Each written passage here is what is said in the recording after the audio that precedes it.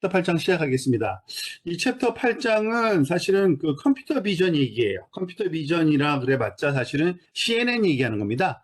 그 가장 많이 활용되는 뭐 여러 개의 분야가 있죠. 사실은 근데 그 뉴럴 네트워크에 그 말하자면 활용되고 있는 분야 굳이 두 개를 뽑는다면 비전 분야하고 언어 NLP예요. 그래서 굉장히 그 두 개가 그 응용이 많이 생기고 있는데 우선 그 컴퓨터 비전 쪽은 뭐 독보적이에요. 사실은 컨볼루션 그 연산자가 가장 그 많이 쓰이고요. 거기에 근데 우리가 말하자면 개선하기 위해서 또는 그 이것을 우리 목적에 맞게 고치는 데는 굉장히 다양한 일을 합니다. 그러니까 데이터 증강이라는 거, 데이터 어그멘테이션 굉장히 중요한 것 중에 하나고요. 이게 과적화 반화시키는 데 되고 그리고 우리가 이것을 그 진짜 정확도를 높이기 위해서는 뉴럴 네트워크를 새로 만드는 것보다는 이미 잘 훈련된 그 뉴럴 네트워크, 그 컨볼루션 뉴럴 네트워크를 가져다가 특징을 추출해서 그거를 학습시키는 방법이 있고요. 또는 그 사전 훈련된 거를 가져다가 그거를 좀 더 미세 조정, 파인 튜닝 뭐 등등 여러 가지 방법이 있어요. 그래서 그 내용을 한번 살펴보도록 하겠습니다. 자, 가장 먼저 우리가 컨볼루션 뉴럴 네트워크의 그 형태를 한번 만들어 보면 이렇게 생겼어요. 가장 흔히 쓰는 거. 그리고 이 지난 시간에 배웠듯이 여러 가지 네트워크 만드는 방법이 있지만 아마 펑셔널 API를 쓰는 게 이제 가장 그 흔한 방법 중에 하나일 겁니다. 그래서 이제 펑셔널 API로 지금 만들어져 있죠. 여기 마지막에 케라스 모델의 입력층과 출력층을 정의해 줘야 되는데 그 입력층에는 그러면 케라스의 인풋 모듈을 쓰면 되고요. 거기에 모양만 이렇게 지정해 주면 되는데 28 28 1 이렇게 한 거는 지금 엠니스트 자료로 한번 또 해보려는 겁니다. 그 숫자 자료요. 그리고 그 입력이 그 다음 층에 입력으로 들어가는 거죠. 근데 여기서는 컨볼루 그 레이어에서 컨브 2D, 맥스 플링 2D, 컨브 2D, 맥스 플링 2D, 컨브 2D, 그 다음에 플래튼, 그리고 마지막 출력층 이런 식으로 많이 되어 있습니다. 가장 전형적인 컨볼루션 뉴럴 네트워크가 이런 형태라고 보면 돼요. 그리고 이 컨볼루션 그 2D 같은 경우에는 그 두 가지 그러니까 보통 세 가지죠. 세 가지 아규먼트가 항상 필요한데 하나는 필터의 개수 써줘야 되고요. 몇 개 필터 쓸 건지. 그리고 그 컨볼루션 연산자 크기, 커널 사이즈라 그러죠. 그 3, 숫자 하나 주면은 그곳에 말하자면 3x3를 얘기하는 겁니다. 2D인 경우에는. 그리고 액티베이션 함수 써주고요. 그리고 맥스 풀링이라는 거 아마 다시 한번 여기 뒤에 설명될 것 같아요. 우리가 그 소위 해상도를 좀 떨어뜨리는 그 섭샘플링 하는 거죠. 그래서 사이즈 2로 해주는 거. 이 같은 것을 여러 번 합니다. 지금 보다시피 컨볼루션 3개를 썼죠. 그리고 마지막에 출력단 앞에서는 여기서는 숫자니까 출력단에 댄스 10을 썼고요. 노드 10개. 그리고 플래트는 그 컨볼루션 연산을 수행하는 대상이 되는 그 입력, 또는 피처 맵들은 그 2차원 어레이로 항상 주어집니다. 그 이미지이기 때문에. 그런데 그것을 플래튼해야지만 우리가 또 그 댄스 레이어에 집어넣을 수 있기 때문에 플래튼 해주는 거. 그게 답니다. 그리고 마지막에 소프트맥스 쓴다는 거. 그리고 우리가 아까 얘기한 것처럼 그 펑셔널 API로 이 네트워크 구성했기 때문에 인풋은 인풋 레이어, 그리고 아웃풋은 아웃풋 여기 마지막 댄스 레이어를 이렇게 선언해주면 이게 되는 거죠. 그래서 이거를 우리가 만들어서 실행을 시키고 일단 모델 썸메리를 한번 보면 이렇습니다. 지금 보다시피 그 입력층, 컨브 2D, 맥스 플링 2D, 컨브 2D, 맥스 플링 등등등이 나와 있죠. 근데 그 맥스 플링 같은 경우에는 학습 대상이 없어요. 파라메타가. 그래서 파라메타가 여기 0으로 되어 있고요. 컨볼루션 연산에만 여기 있고요. 그리고 댄스하고 개수가 지금 이렇게 한 몇 개 층인가요? 컨브 측면에서 보면 3개, 댄스 하나니까 한 4개 층으로 되어 있는데 한 벌써 10만 4천 그 개 정도의 파라메타가 학습되어야 되는 그런 겁니다. 크기입니다. 그리고 이거를 그 엠니스트 데이터 훈련을 한번 바로 시켜봅시다. 이거는 바로 얼마 안 걸려요. 지금 그 우리가 늘 하듯이 그 가져온 거고요. 그 숫자 자료. 근데 여기서 주의할 거는 그 컨볼루션 뉴럴 그 네트워크에 집어넣을 때는 컨볼루션 같은 경우에는 그 입력의 그 소위 대상 피처 맵이 입력 대상이 그러니까 뭐죠? 랭크 3로 되어 있어요. 3차원 어레이여야 돼요. 왜냐하면은 그 width height 하고요. 그리고 마지막에 채널을 또는 depth라고도 하는데 그 디멘전이 있어야 됩니다. 그래서 그걸 모양을 이렇게 바꿔준 거예요. 원래 6만 개가 28 by 28로 들어있는데 여기 이 차원 하나 늘려준 거는 그 컨볼루션 뉴럴 네트워크에서는 그러한 그 사이즈를 요구하기 때문에 그래요. 디멘전을. 그리고 여기서는 255로 노멀라이제이션 해줬고요. 0과 1 사이 값으로 그 테스트 이미지도 똑같이 해줬습니다. 그리고 RMS 프롭 썼고 스파르스 카테고리컬 크로스 엔트로피 썼고 에큐러시 모델 피팅은 5번만 했는데요. 한번 봅시다. 지금 했는데 지금 결과를 볼게요. 지금 이건 훈련 결과고요. 테스트 결과를 아예 테스트 자료에 대해 돌려서 봅시다. 그러면 테스트 자료에 보니까 99.2% 나왔어요. 지금 5번 정도 반복했는데 굉장히 좋아진 거예요. 여러분 기억하는지 모르겠는데 그 댄스 연산자 풀리 커넥티드로 만들어서 엠니스트 돌렸을 때는 87인가 얼마 정도 나왔을 거예요. 아마 다시 돌아가서 보면 되는데 챕터 2인가 3에서 했었는데 이거는 그 별다른 거 아무것도 안 해도 간단하게 했는데도 좋아졌죠. 지금 그 이미지를 판단하는 데는 확실히 그 컨볼루션 뉴럴 네트워크가 그래서 강력하다는 거는 잘 알려져 있는 사실입니다. 99.2%나 나왔어요. 굉장히 훌륭하죠. 자, 그래서 이제 컨볼루션 연산에 대해서 다시 한번 여기 정리하고 있습니다. 물론 다른 데서도 한번 다뤄본 적이 있어서 굉장히 쉽게 우리가 이해할 수 있는데 여기는 여기 나름대로의 설명하는 방법이 있어서 이 설명 방법에 따라서 한번 설명을 해볼게요.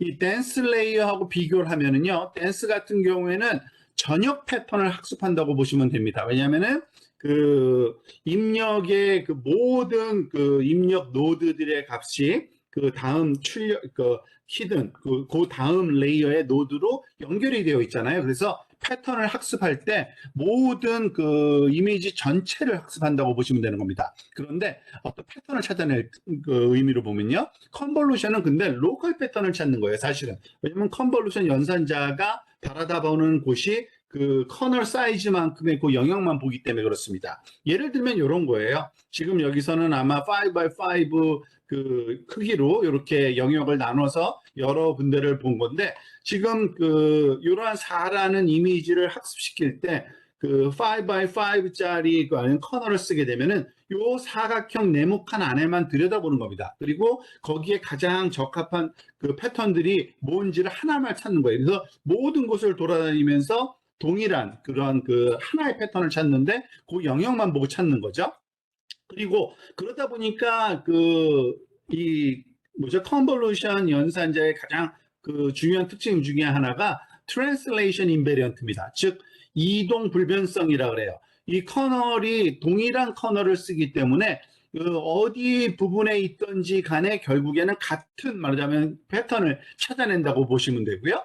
근데 그 컨볼루션을 한 개만 쓰는 게 아니라 컨볼루션 쓴 다음에 또 쓰고 또 쓰고 또 쓰다 보니까 이게 어떤 하이어리커키란 그러니까 계층 구조로 패턴을 찾는다고 보시면 됩니다. 그 보통 스페이셜 그러니까 하이어라키를 학습한다라고 하는데 보통 잘 알려져 있는 사실이죠. 고양이를 말하자면 판단하기 위해서는 고양이를 구성하는 모양이 아주 작은 이러한 그 터널 사이즈 모양의 어떤 다양한 패턴들을 찾아내고 그것들을 조합해서 말하자면 눈, 코, 뭐 귀 등을 찾아내고 그것들의 그 개수와 말하자면 그 정확도에 의해서 그것을 조합해서 아 고양이구나 찾는 이러한 그 소위 학습 방식으로 CNN이 구성된다고 보시면 됩니다. 자, 그리고 그 2D 컨볼루션을 가장 이미지에 대해서는 2D를 많이 쓰긴 합니다만 여러 그 디멘전이 있어요. 1D도 있고 3D도 있고요. 근데 2D를 기준으로 하면은 특징 맵이 그 대상이 아까 살짝 얘기한 것처럼 랭크 3 텐서의 동작을 합니다. 그러니까 height, width 플러스 depth 그 디멘전까지 있어야 되기 때문에 그 소위 이미지, 그러니까 입력의 그 디멘전을 그렇게 맞춰주는 게 참 중요해요. 그리고 컨볼루션 연산은 입력 특징 맵에서 패치를 추출하고 이러한 모든 패치에 동일한 변환을 적용해서 출력 특징 맵을 형성한다. 자, 이거는 너무나도 당연한 얘기인데 컨볼루션을 알고 있는 사람들은 다 아는 얘기지만 이 그림에서 보다시피 여기에 그 3x3 커널을 써서 말하자면은 그 특징 맵을 뽑아낸다는 얘기는 뭐냐면 요 3x3만큼의 영역을 잡아내서 그것을 이러한 그 싱글 그러니까 요 뭐죠? 커널에 적용하고 그 똑같이 말하자면은 그 웨이팅을 요 모양대로 적용하는 거죠. 그 결과값을 여기 출력에 쓰는 거기 때문에 그 결과로 얻어지는 값은 동일한 그 커널의 피처 맵의 결과물이다라고 이해하시면 되고요. 지금 보면은 보통 그 첫 번째 아까 썼던 그 컨볼루션 레이어가 28 28 1이 입력으로 들어가서 필터는 32개를 쓴다 그랬어요. 아까 다시 돌아와서 보면 아시겠지만 그럼 결과가 어떻게 되느냐?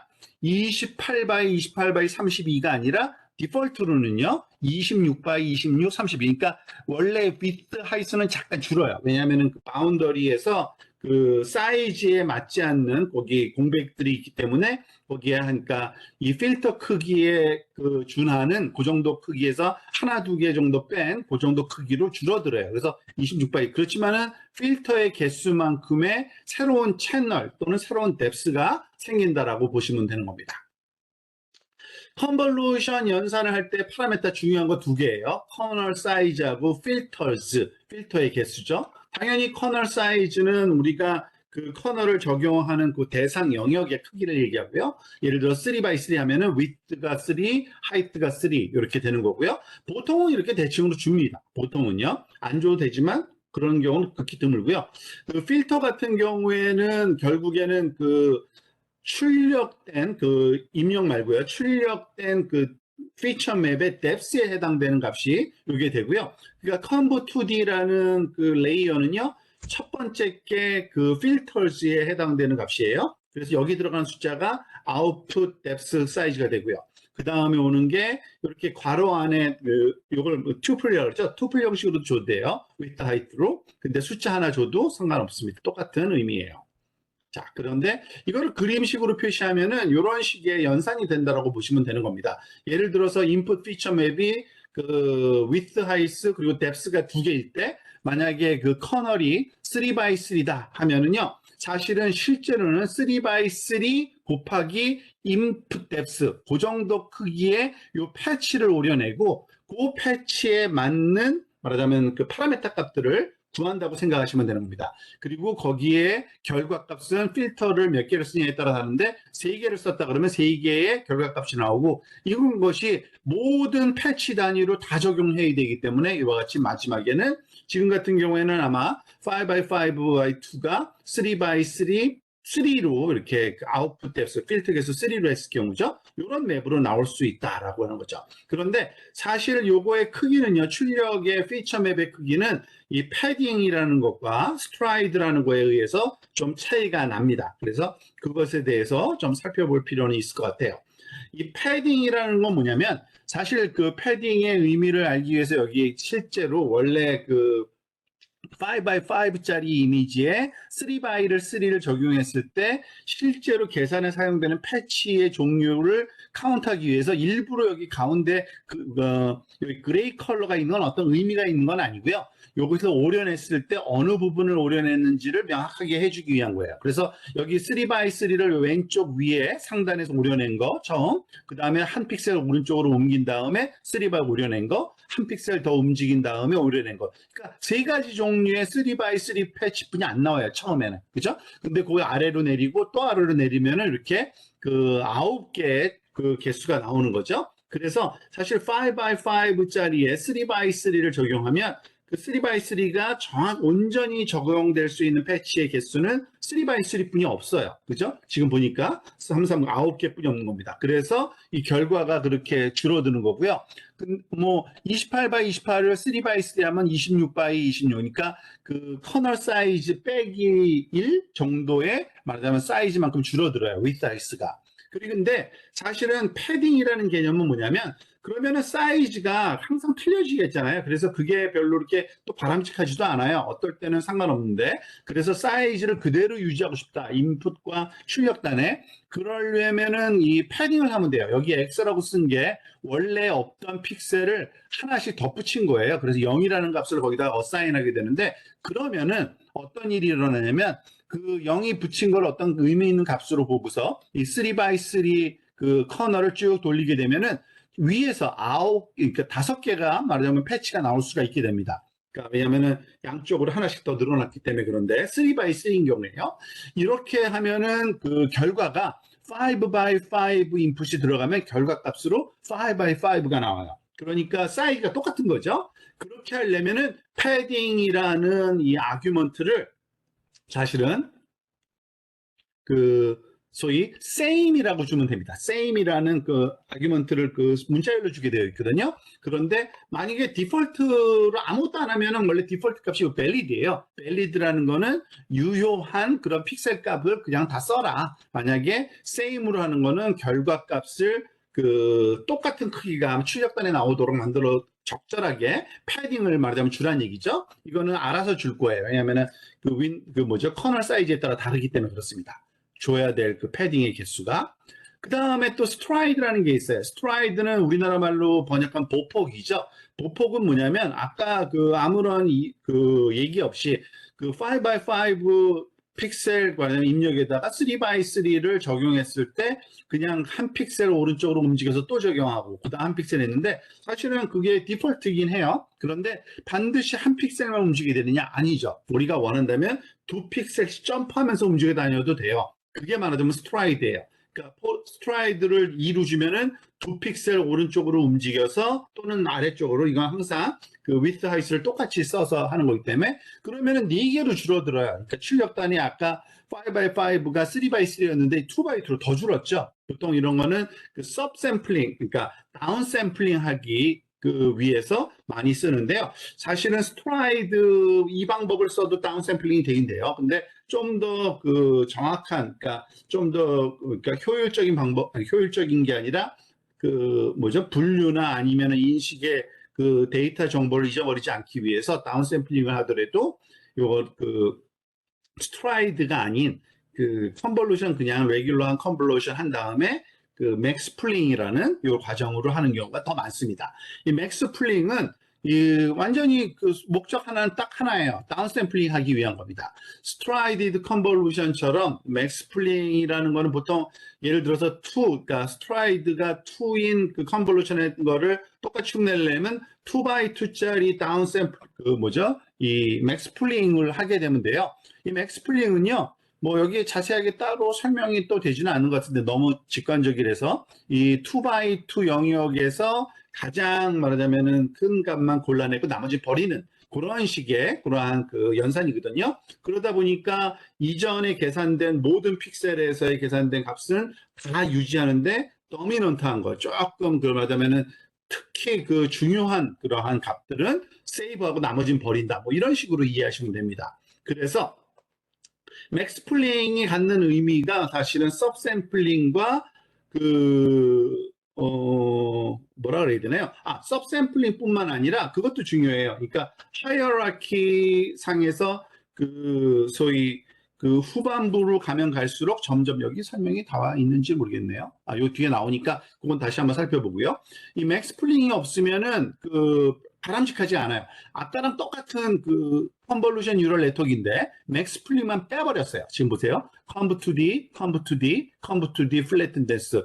사실은 그 컨볼루션 다음에 항상 그 맥스 풀링을 했었잖아요. 그걸 빼고 나면은 어떤 일이 생기냐면은 일단은 최종 단에서 그 좀 커져요. 왜냐면은 서브샘플링을 하면은 점점 줄어드는데 얘는 줄어들지가 않잖아요. 그죠? 그래서 굉장히 그 큰 그 크기의 마지막 피처 맵이 생기고 또 하나 그 연산도 사실은 조금 많이 될 겁니다. 어쨌든 아까는 몇이었는지 모르겠는데 이게 71만이 됐네요. 아까랑 똑같은 컨볼루션 3개를 썼는데 여기 그 아까는 몇 개였죠? 한 10만. 그죠? 10만이었는데 70만 개, 7배의 파라메타가 더 많네요. 그죠? 그러다 보니까 일단은 계산 한번 해볼게요. 계산되긴 돼요. 그리고 결과도 좋게 나오는 것처럼 나타나요. 그리고 별로 그렇게 큰 차이는 안 나는데 약간 그 오버피팅이 되는 경향이 있습니다. 파라메타가 좀 더 많거든요. 그러니까 오버피팅이 되고요.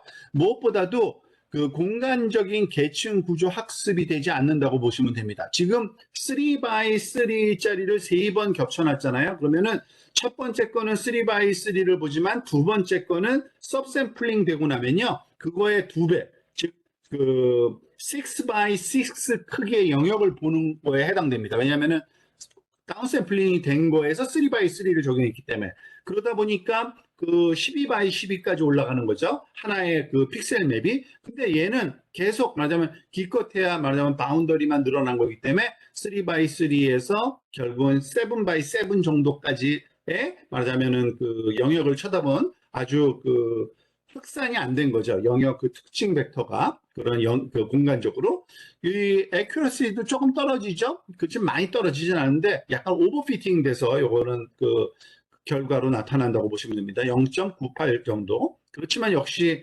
그 댄스보다는 역시 좋죠. 그 내용을 여러분들 기억하시면 좋을 것 같고요.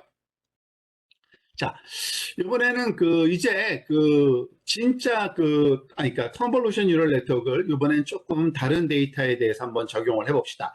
보통 우리가 그 엠니스트 데이터라고 하면은 그냥 인터넷 여기 뭐죠? 케라스에서 제공하는 말하면 데이터셋을 가져오는 거기 때문에 보통 우리가 일반적으로 훈련을 시키고 싶을 때는 대상이 이미지 형태로 있는 경우가 많은데 직접 이미지 형태를 가져다가 말하자면 훈련시키는 방법도 할 겸 dog and cat, 그러니까 강아지하고 그 고양이 분류하는 그러한 그 소위 컨볼루션 뉴럴 네트워크를 한번 해보도록 하겠습니다. 처음부터 이거는 이것도 유명한 데이터예요. 캐글 데이터인데 5,000개 그림이 있고요. 2,500개가 강아지고 2,500개가 캣이에요. 그리고 보통 그 중에 2,000개를 트레이닝으로 쓰고 1,000개는 밸리데이션, 또 2,000개는 테스팅으로 쓰는 그냥 관례상 이렇게 합니다. 자, 그런데 여기서 중요한 게 이거예요. 그냥 아무 생각 없이 그냥 컨볼루션 뉴럴 네트워크를 돌리게 되면 어떻게 되느냐? 정규화 없이 그런 것도 그러면은 이 정도의 액큐러시 나와요. 한 70%. 하지만 데이터 어그멘테이션을 도입하고 그 오버피팅을 좀 줄이기 위한 그 드롭아웃도 적용하면은 약간 좋아져요. 한 80%. 이거 굉장히 좋아지는 거예요. 10% 점프한 거잖아요. 그죠? 그런데 만약에 이것도 만족을 못 하겠다. 그러면은 차라리 이런 걸 쓰는 게 더 좋습니다. 그러니까 프리트레인드 된 굉장히 더 복잡한 그렇지만 유사한 이미지에 대해서 사전 훈련된 모델을 가져다가 특징 추출을 해가지고서 그걸 가지고 학습시킬 수 있어요. 그러면은 자그마치 97.5% 액큐러시까지 얻어져요. 이거는 뭐 엄청난 점프예요. 80에서 97%는 거의 17%가 오른 거니까요. 그리고 그것까지도 더 완전 쥐어짜서 잘하고 싶다 그러면은 이제 파인 튜닝까지 할 수 있죠. 그 방법을 차근차근 한번 설명을 좀 드리도록 하겠습니다. 자, 일단은 그 데이터를 가져오는 건데 요거는 솔직히 해보니까 좀 시간이 걸려요. 여러분 그 대신 방법이 다 써 있으니까 따라서 한번 하시면은 갖고 오는 건 별로 문제 없을 겁니다. 그리고 여러 군데서 뭐 오픈되어 있는 데이터가 많아서 이건 캐글 사이트에서 가져오는 방법을 여기 차근차근 설명되어 있거든요. 그래서 그 방법대로 저는 가져와서 여기 로컬에다가 가져다 놨어요. 그러면은 얘가 지금 풀어놓으면은 요 다음에 언집까지 한 상태고요. 이거를 요걸 한번 그냥 보여드리기만 할게요. 다시 키면은 또 오래 걸리거든요. 그래서 언집하면은 얘가 그 docs burst cache라는 걸 지핑 가져오는데 트레인하고 test1이라는 zip 파일이 또 생겨요. 이거는 좀 확대가 안 되든가? 안 되는군요. 잠깐만요. 그냥 보도록 하겠습니다. 말로 설명드릴게요. 그리고 얘를 그러니까 그 언집하면은 여기 뭐죠? 제일 마지막 요거를 이름으로 보는 게 낫겠네요. 수정 날짜로 볼까요? 아니야. 이름으로 오는 게 나을 것 같아요. 트레인하고 트레인만 지금 테스트는 제가 따로 언집하지 않았어요. 트레인만 언집했고요. 트레인 자료만 그거 가지고도 충분하기 때문에 이 트레인 자료를 언집한 다음에 여기 보면은 25,000개의 그 이런 이미지가 있어요. 캣하고 독이 있어요. 그 이름도 다 정해져 있어요. 캣.1, 캣.2, 캣.3, 그러니까 그 독점1, 독점2 다 JPG 파일이고요. 그래서 우리가 원하는 데이터 포맷으로 좀 만들어줘야 돼요. 그 과정이 여기 좀 있습니다. 이건 잠깐 좀 설명을 드릴게요. 근데 이것도 제가 다시 안 할 겁니다. 왜냐면 이것도 이미 만들어졌기 때문에 여기 폴더 하나를 제가 새로 만들 거예요. cats, versus, dogs, small이라는 거 지금 너무 데이터가 25,000개 쓰면 좀 많아가지고요. 좀 줄일 거예요. 훈련 자료 1,000개만 쓸 거고요. 그 밸리데이션 1,500개, 그 테스트 2,500개. 이거는 그냥 왜 이랬냐면 여기 코드가 이렇게 되어 있어서 그냥 그렇게 쓴 거고요. 그래서 그 안에다가 이렇게 만들어 넣었어요. 제가 요거는 그 뭐 별로 이렇게 중요한 것 같지 않아요. 그렇게 폴더 만들어서 해당하는 그 데이터 집어넣는 과정일 뿐이고요. 그래서 생기는 이 폴더가 cats, birds, dogs, small인데 거기 가보면 train이라는 폴더가 있고요. 거기 안에는 그 테스트 train 폴더 안에 그러니까 테스트, 트레인, 밸리데이션 폴더 3개 만들어져 있고요.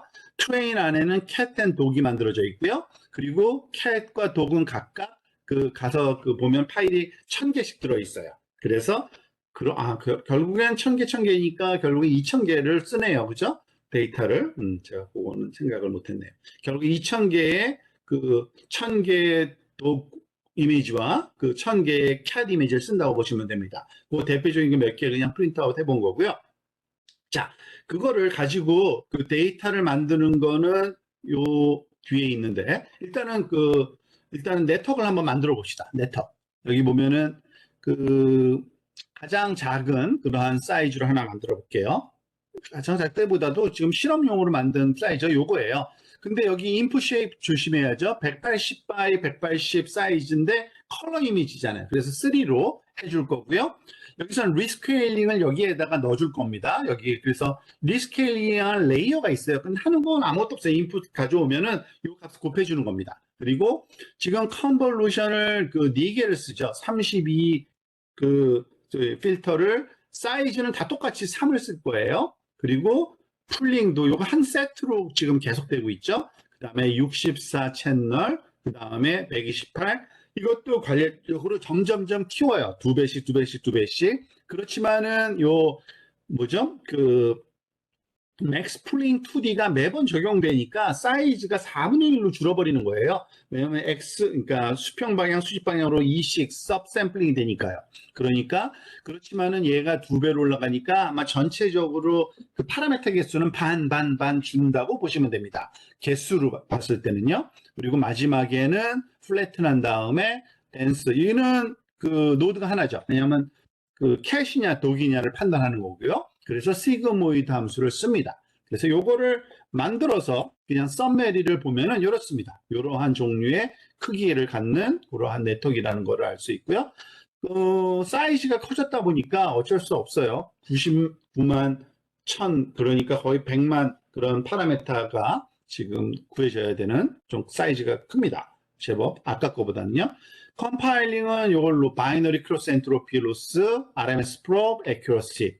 자, 그런데 데이터 프리프로세싱 과정이 좀 필요합니다. 뭐냐면은 우리가 데이터를 가져올 때는요, 사실은 JPEG 이미지이기 때문에 그거를 RGB로 말하자면 바꿔줘야 되고요.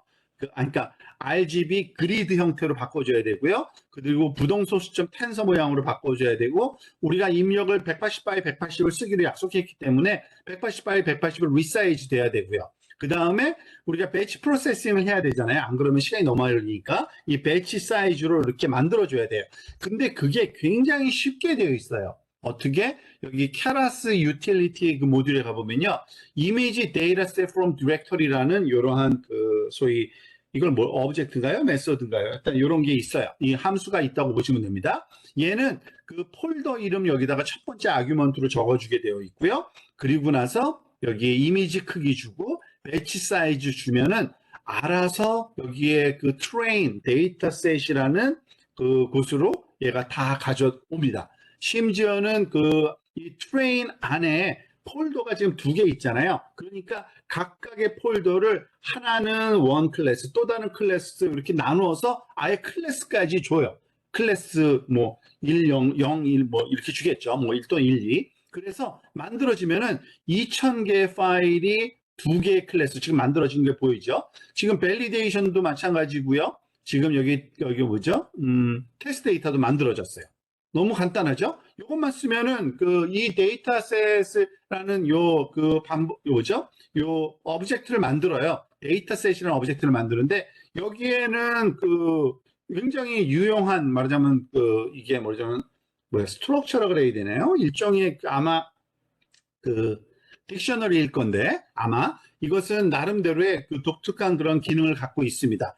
그 아이트레이터 기능이라는 게 있습니다. 반복자라. 그래서 뭐냐면은 알아서 원하는 만큼 우리가 그 하나씩 하나씩 끄집어내고 자동적으로 하나씩 하나씩 리턴해주는 그러한 그 방법이 있고요. 더 중요한 거는 비동기식 데이터 프리패칭이 가능합니다. 무슨 말이냐면 이 배치 사이즈로 이게 저장이 되어 있는데 하나씩 하나씩 읽어 들어올 때 이전에 들어온 게 프로세싱이 다 안 끝났어도 그 다음 거를 미리 읽을 수가 있어요. 비동기식이기 때문에. 그러니까 굉장히 효율적인 거예요. 그래서 반드시 써야 되는, 말하자면 좀 데이터가 크고 그 네트워크가 말하자면 학습할 게 많으면 쓰는 권장하는 그러한 그 데이터 스트럭처라고 보시면 됩니다. 그래서 이 데이터셋으로 만들어주는 게 중요하고요. 그 폴더 안에 있는 이미지들을 지금 여기서 샘플로 한번 작업을 한번 해봅니다. 이 데이터 스트럭 셋이라는 게 어떻게 동작하는지를. 그래서 지금은 데이터셋이라는 TF 데이터셋에 from tensor slide, 아까는 디렉터리로 가져온 거고요. 그래도 되지만 여기서는 텐서 여기 뭐죠? 그냥 그 만들어 놓은 그 어레이를 갖다가 아마 데이터셋으로 한번 만들어 본 거예요. 랜덤 넘버 제너레이터를 1000x16짜리 랜덤 넘버 만들어서 그걸 한번 여기 데이터셋으로 만들어 본 거예요. 그러면은 어떤 일이 발생하느냐? 이 아이터레이터 역할을 한번 살펴보고 싶은 겁니다. 반복자 역할. 보세요. 데이터셋을 지금 만들었죠. 랜덤한 거 1000x16을. 얘를 enumerate라는 함수에 넣으면 한 개씩 한 개씩 뽑혀져 나오는 것이 자동이에요. 근데 enumerate 함수를 쓰면요. 몇 번째 건지 순서까지도 나와요. 그래서 i, element. element는 빠져나온 값, 꺼내진 거, i는 몇 번째인지. 그래서 i가 2보다 크면 멈추게 하려고 지금 이거 뽑아낸 거고요. 그래서 print element shape. 뽑혀지는 건 16개 길이. 1000개 중에 16개씩만, 그러니까 요 두 번째 말하자면은 그 첫 번째 차원이니까 배치인 거예요, 항상. 그래서 이 그 첫 번째 말하자면은 그에서 엘리멘트 하나를 뽑아서 두 번째 거를 하나씩 뽑아준다고 보시면 되고요. 그래서 16이 나오는데 얘를 사실은 그 배치로 만들어주면, 여기 배치가 들어져 있지 않고 배치를 만들어줘야 되는데, 배치 사이즈로 이렇게 만들어주면은 하나씩 하나씩 뽑아낼 때 그 크기만큼 뽑혀져 나와요. 32x16, 30 이렇게 나오고 보이죠? 그리고 또 이런 것도 가능해요. 이 데이터셋에다가 어떤 특정한 함수를 어사인하는, 이거는 우리 뭐죠? 파이썬에서 특히 텐서플로우 데이터셋에서 그러니까 텐서플로우에서 지원되는 함수 할당하는 방법이에요. 람다 함수라는 게 있습니다.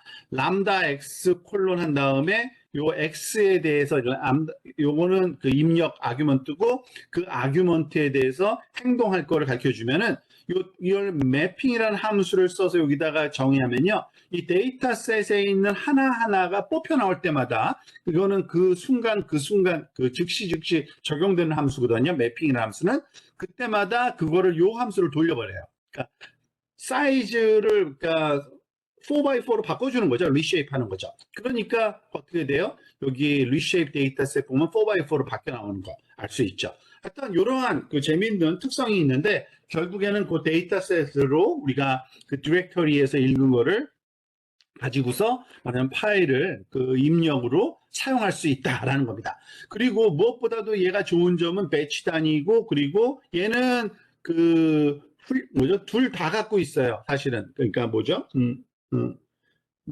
트레인 이미지뿐만 아니라 타겟까지도 그 안에 포함되어 있는 겁니다. 데이터셋은요. 그래서 얘를 훈련시킬 때는요, 피팅할 때 데이터셋만 집어넣어주면 돼요. 그러니까 타겟을 따로 집어넣어줄 필요 없죠. 한꺼번에 들어있잖아요. 그래서 그런 점이 좋고요.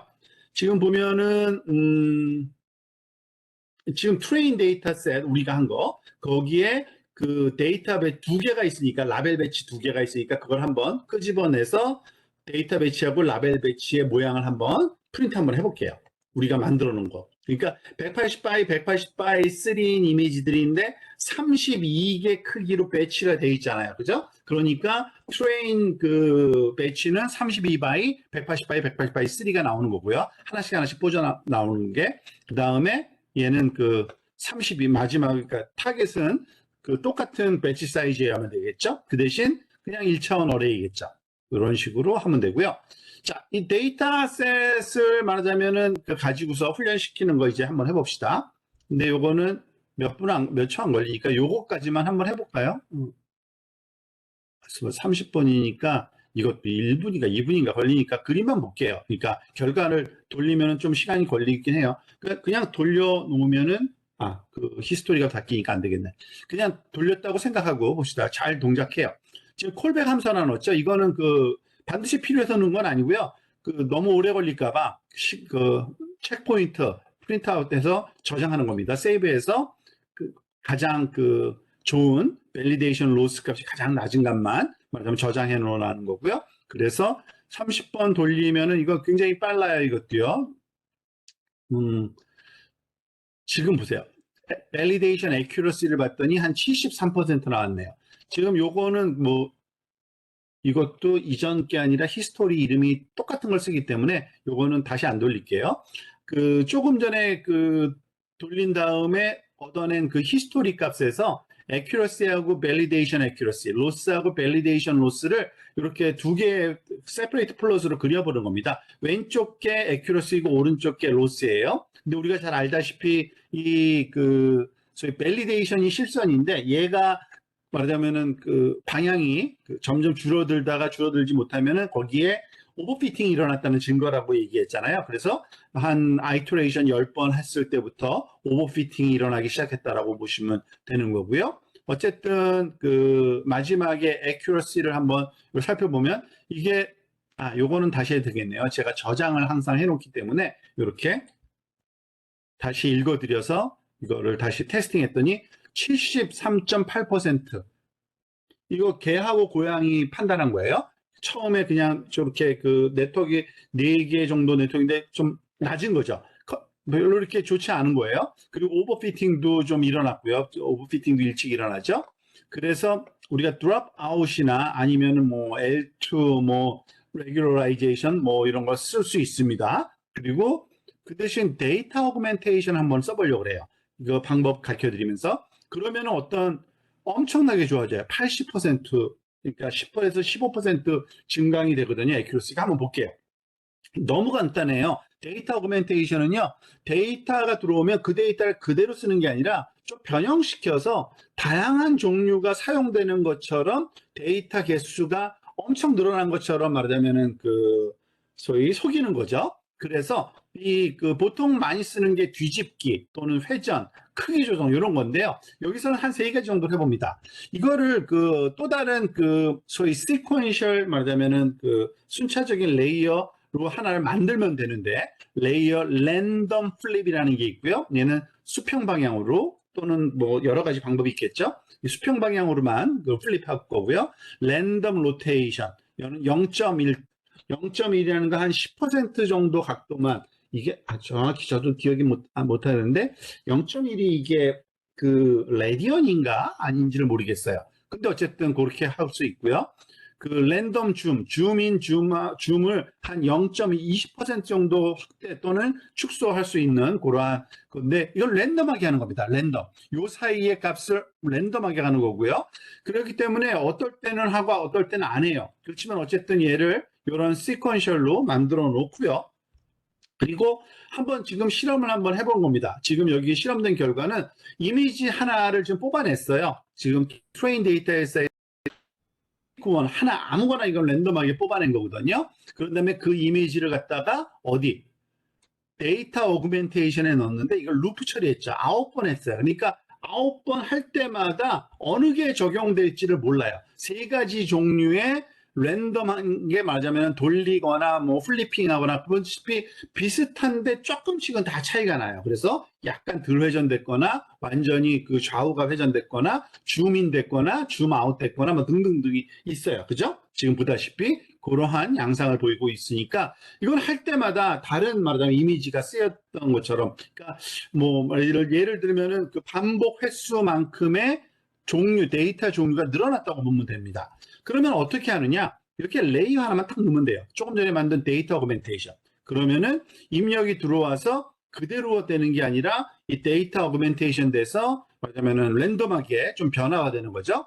그리고 아까 달라진 건 요거 하나 딱 들어온 거예요. 그리고 나머지 다 똑같아요. 사실 하나 더 넣었는데 데이터 종류가 굉장히 많아지고 했으니까 아까 그 오버피팅 된 걸 아니까 드롭 아웃 여기 썼어요. 마지막에 한번 50% 그러니까 50% 드롭 아웃돼서 이 정도의 말하자면은 무작위성을 주면 우리가 그 소위 레귤러라이제이션 효과가 있다 그랬죠. 나머지는 똑같아요. 달라진 거 하나도 없어요.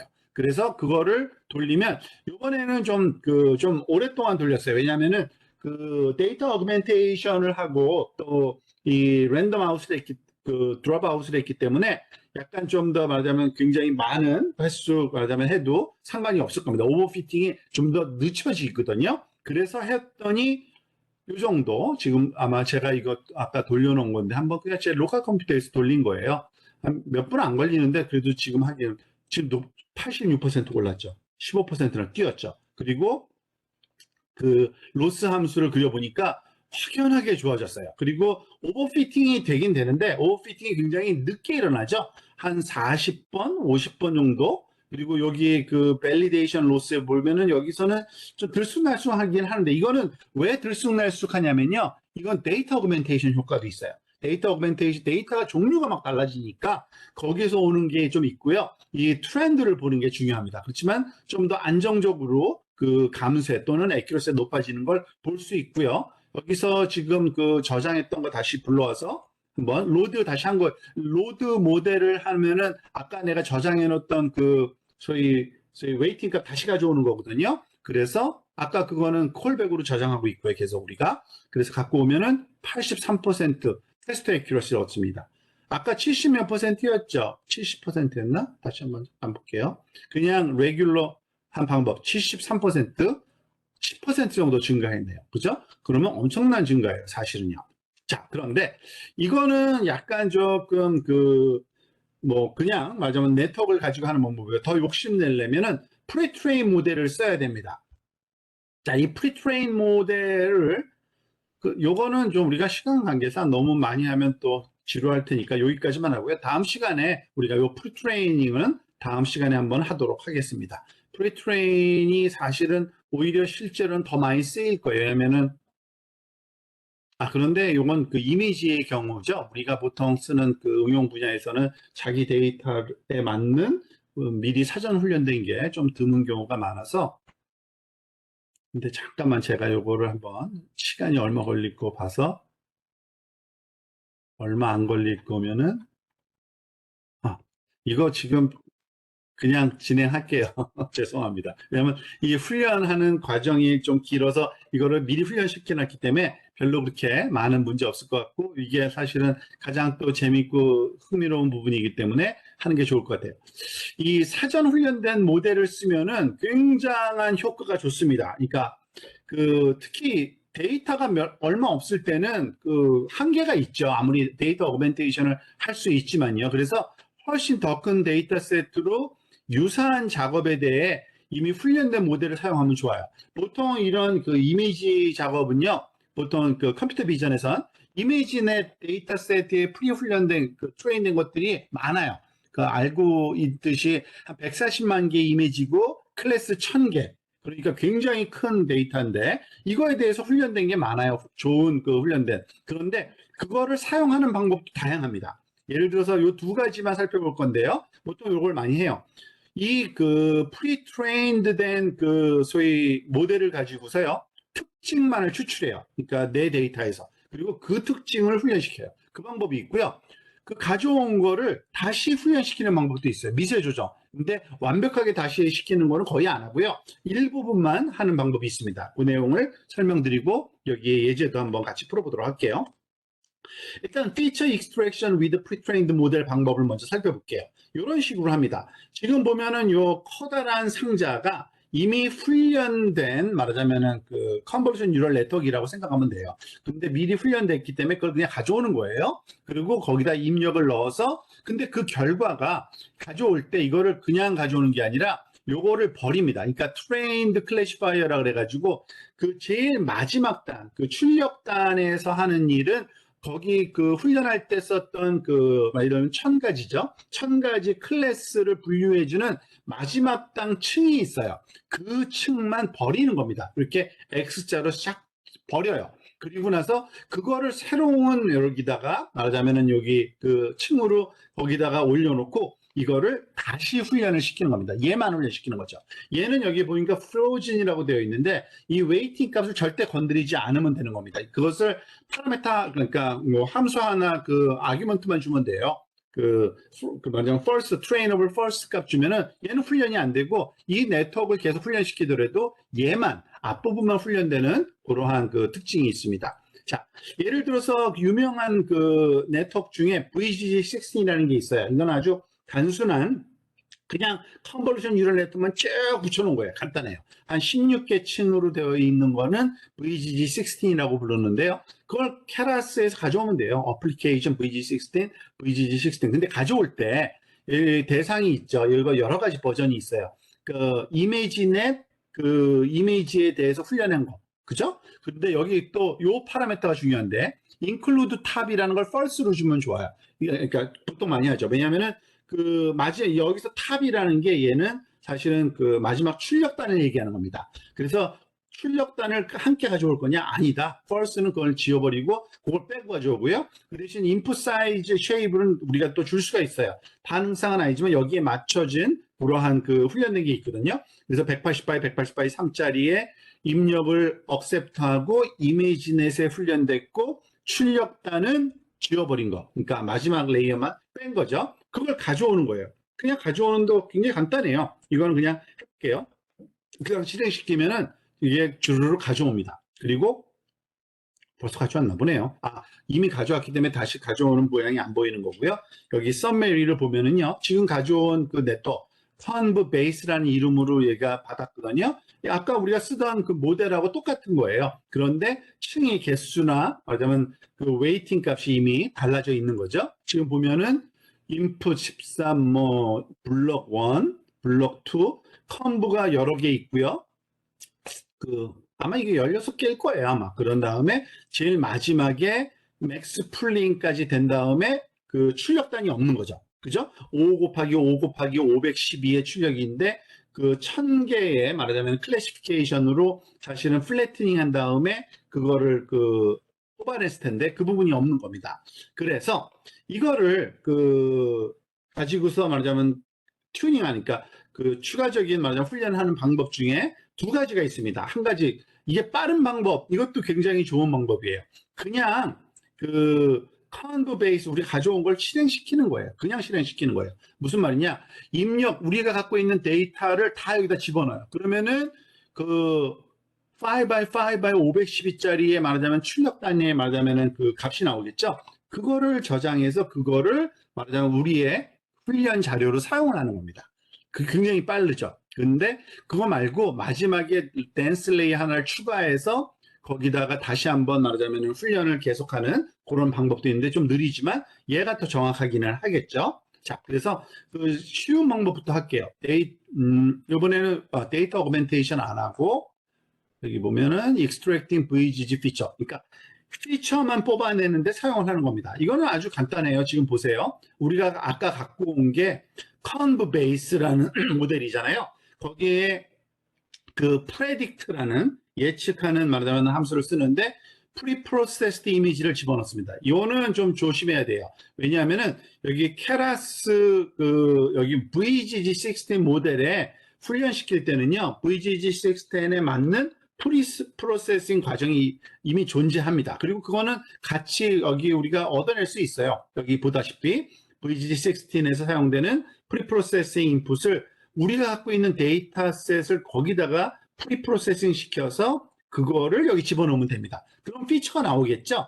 그 피처를 우리가 여기다가 그냥 하나의 말하자면 덩어리로 컨캐티네이트 말하자면 넘파이 어레이로 쭉 만들어주는 겁니다. 그게 이거예요. 아주 간단한 거예요, 사실. 그죠?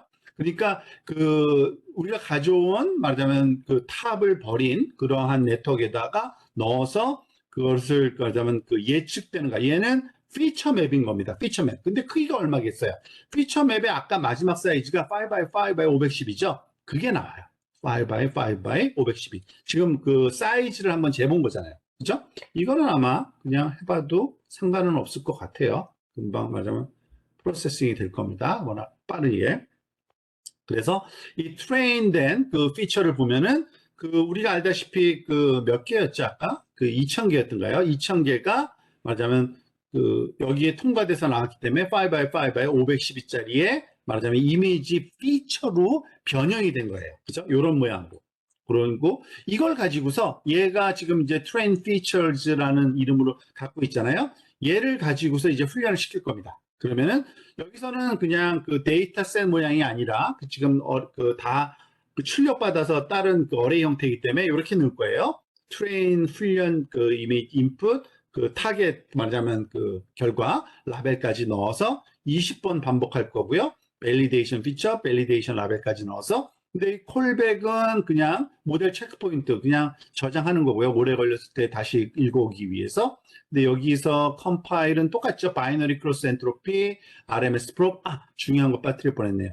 여기에 보면은요. 마지막에 지금 그 케라스 여기 모델을 새로 만들어야 되는데요.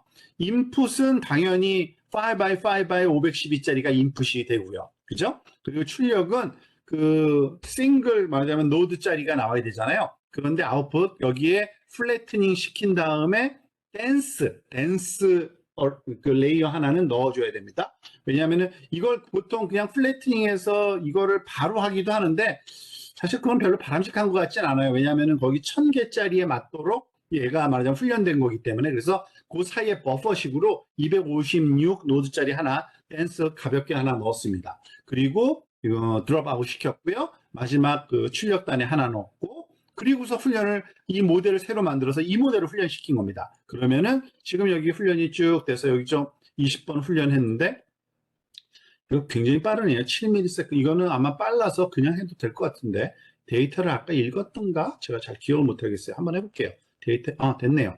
이건 굉장히 뭐 거의 밀리세컨드 단위로 진행되잖아요. 너무 빨라요. 왜 그럴 수밖에 없는 게 지금 그 이미 피처 맵을 다 걸러냈고 그건 256 노드짜리 말하자면 댄스 레이어 하나만 통과시키는 거잖아요.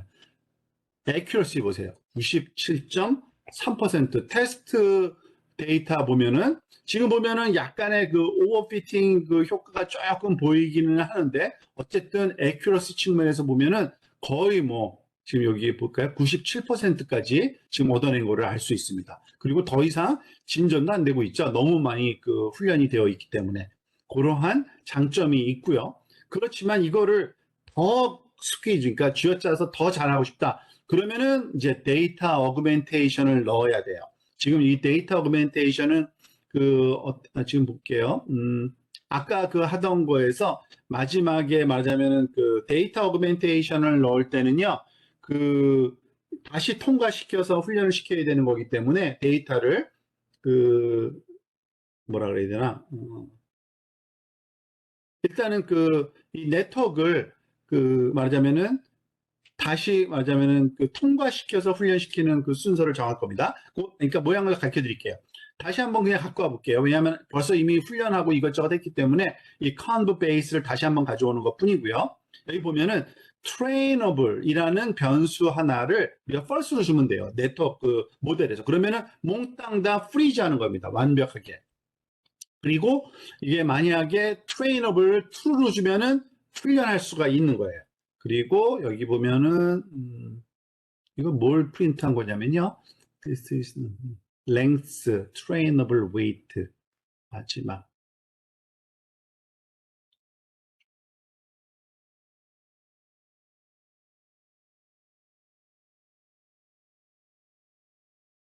스물여섯 개 이게 잠깐만 정확하게 개수가 이걸 지금 가져와서 몽땅 탑을 가져오지 않고 false로 줬고요.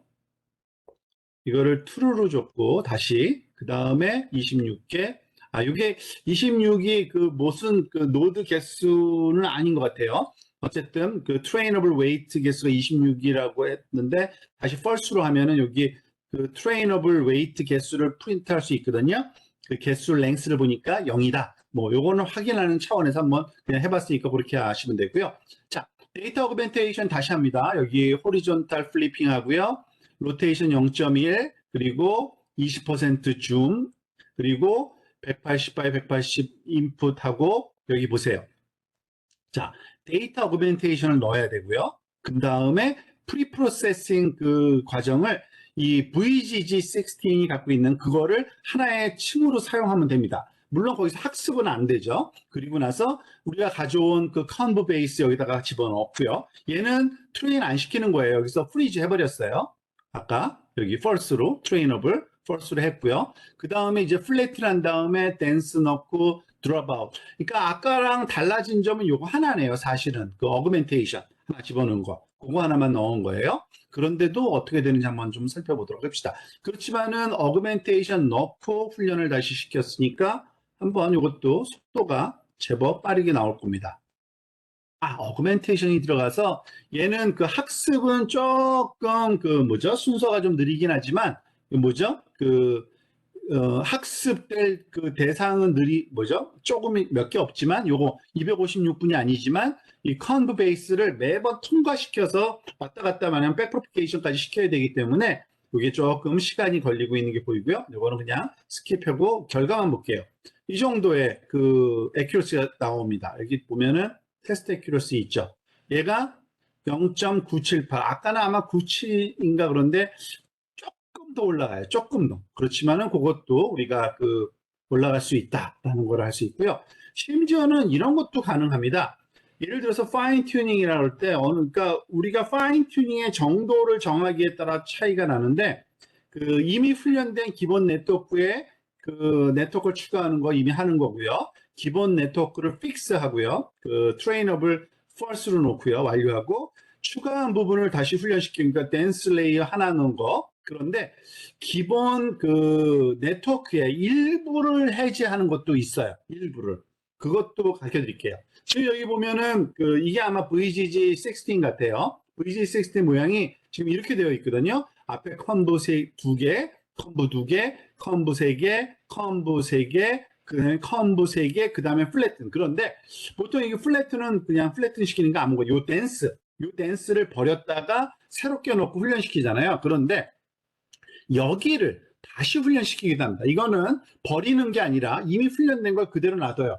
하지만 트레이너블 파라미터를 true로 바꿔가지고 이 부분은 다시 시작점은 이미 훈련된 거기부터 시작하는 거죠. 그러니까 아주 좋은 데서부터 시작하지만 조금 더 그 튜닝이 된다 그럴까요? 그러면은 이런 식의 그런 네트워크를 다시 한번 이거는 이거는 아까 가져온 거를 또 가져와야 되니까 지금 제가 괜히 했네요.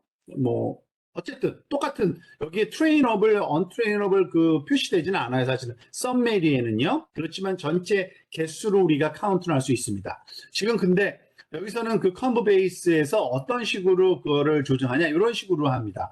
트레이너블을 다 true로 놓고요. 그 다음에 다 false로 바꿀 거예요. 그런데 몽땅 false로 바꾸는 게 아니라 여기서부터 지금 보세요. 그 레이어, 컨브 베이스의 레이어스가 어레이거든요. 그런데 그러니까 마지막에 네 번째 것까지 이후부터 무슨 말이냐면은 이렇게 그 처음부터 0부터 그 제일 마지막에서 네 번째 것까지. 그러니까 마지막에 네 개는 그 false로 안 바꿔놓고 true로 있는 상태로 있는 겁니다. 아까 그게 바로 요거예요. 요 네 개는 false가 아니라 true로 해서 얘가 훈련이 되도록 만든 거예요. 그래서 그렇게 이 컨브 베이스를 만들고요. 그 컨브 베이스를 만들었으니까 잠깐 볼게요. 로스 여기 모델 핏에서 모델은 아까 우리가 했던 그 모델 그대로이네요. 그죠? 아까 거기서 컨브 베이스만 바뀌었으니까 사실은 원래 아까 요 앞에서 했던 모델과 똑같은 모델인데 거기에 베이스만 바꿔치기를 했다고 보시면 되는 겁니다. 이 부분이 말하자면은 좀 더 그 훈련이 가능하도록 바꿔치기 한 거고요. 그래서 여기 보면은 달라지는 거 하나도 없죠. 그리고 또 하나. 이렇게 되면은 이 러닝 레이트를 조금 작게 주는 게 좀 바람직하긴 합니다. 왜냐하면은 러닝 레이트 디폴트 값은 그냥 아무것도 아닌 데서 훈련시킬 때는 보통 큰 값을 주지만 그 굉장히 파인 튜닝 할 때 특히 그 거의 뭐 끝나는 단계에서는 굉장히 작은 그 러닝 레이트를 주는 게 좀 안정적이거든요. 그래서 10의 마이너스 5승 정도로 줄여줘서 여기서 조금 파인 튜닝을 썼고요. 여기 보면은 이거는 파인 튜닝 케라스라는 걸로 이름으로 저장하라는 거, 체크포인트 저장이고 나머지는 똑같습니다. 30번 아마 돌리고 있고요. 지금 돌린 결과를 보여드리는데 0.974. 이거는 아까 0.978보다는 뭐 좋아졌다고 볼 수 없지만 어쨌든 여기에 맞도록 아마 파인 튜닝이 됐을 거예요. 그래서 이게 조금 더 말하자면은 이 모델에 맞도록 좀 고치려면은 이런 방법 가능하다. 물론 눈에 띄게 좋아지지는 않은 게 조금 아쉽긴 한데 아까 0.97 얼마였나요? 그죠? 0.978이 나왔는데 여기서는 그것보다는 좀 떨어졌네요. 오히려 파인 튜닝을 한 게. 그렇지만은 그런 방법도 쓸 수 있다라고 생각하시면 되겠습니다.